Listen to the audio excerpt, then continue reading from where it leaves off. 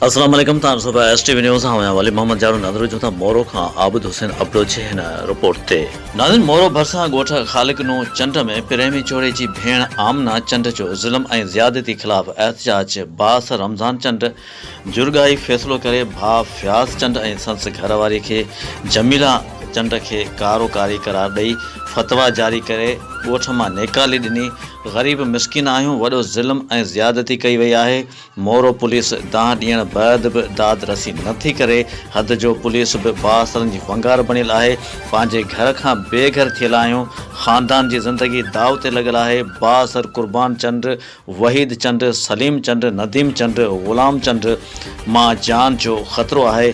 Phone ते मोतमार धमकियूं ॾेई हिरासां कयो वञे थो। हुननि सिंध हुकूमत, इंसानी हक़नि वारे वज़ारत, chief justice Sindh, IG Sindh, DIG rangers, DIG Benazirabad, SSP Naushahro Feroz ऐं ॿियनि आला अख़्तियारनि खां मामले जो नोटिस वठी साफ़ शफ़ाफ़ जांच करे तहफ़ुज़ ॾियण जी अपील कई आहे।